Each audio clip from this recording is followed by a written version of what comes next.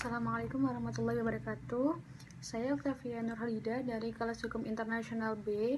Di sini saya akan berbicara mengenai pasal 61 dan pasal 62 Konvensi Wina.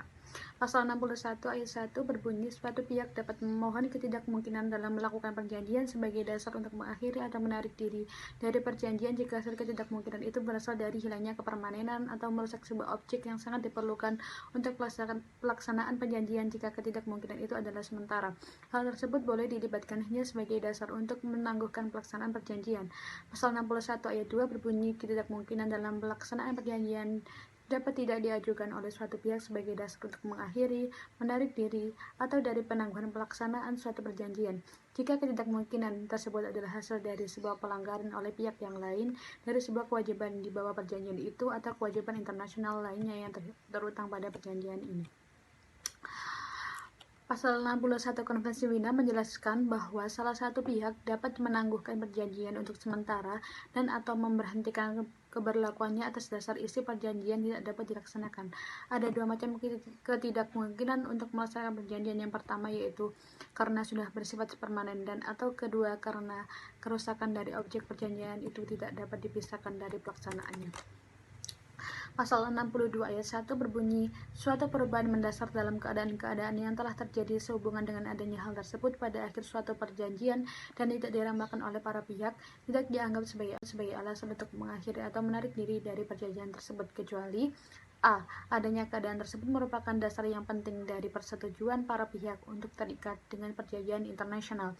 Dampak dari perubahan tersebut adalah mengubah tingkat kewajiban secara radikal yang harus dilakukan di bawah perjanjian tersebut.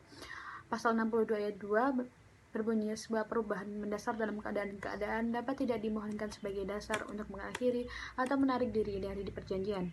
A. Jika perjanjian itu merupakan batas, atau B. Jika perubahan mendasar tersebut adalah hasil dari pelanggaran oleh pihak yang mengajukannya baik karena berdasarkan kewajiban atau dari kewajiban internasional lainnya yang terutang kepada pihak lain pada perjanjian tersebut.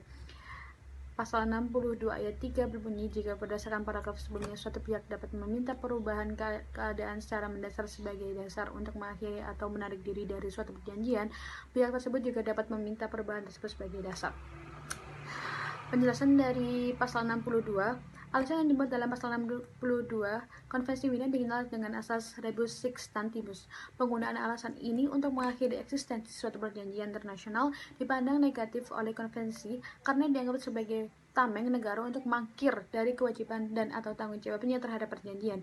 Apa yang dimaksud sebagai fundamental change of circumstances juga tidak digambarkan jelas oleh konvensi sehingga dikembalikan kepada negara-negara pihak dalam surat perjanjian. Pada ayat 1 menentukan kualifikasi yang spesifik, yaitu adanya keadaan tersebut merupakan dasar esensial bagi para pihak untuk terikat pada perjanjian dan dampak dari perubahan yang secara radikal terhadap luasnya kewajiban yang harus dilakukan berdasarkan kewajiban tersebut. Dalam ayat 2 menyebutkan batasan-batasannya. A. Batasan berdasarkan waktu terjadinya keadaan terjadi saat perumusan perjanjian. B. Pembatasan subjektif, perubahan tidak diprediksi oleh para pihak. Menurut Maikomar Kantaatmaja, asas rebus sic stantibus hanya dapat digunakan apabila memenuhi syarat sebagai berikut. Yang pertama, adanya perubahan suatu keadaan yang tidak terjadi pada waktu pembentukan perjanjian. Yang kedua, perubahan tersebut perihal suatu keadaan yang fundamental bagi perjanjian tersebut. Yang ketiga, perubahan tersebut tidak dapat diramalkan sebelumnya oleh para pihak.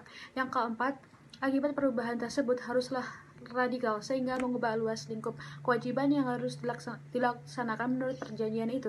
Yang kelima, penggunaan asas tersebut tidak dapat diterapkan pada perjanjian pembatasan dan juga terjadinya perubahan keadaan akibat pelanggaran yang dilakukan oleh para pihak yang mengajukan tuntutan. Demikian penjelasan dari saya, kurang lebihnya saya mohon maaf. Wabillahi taufiq wal hidayah. Wassalamualaikum warahmatullahi wabarakatuh.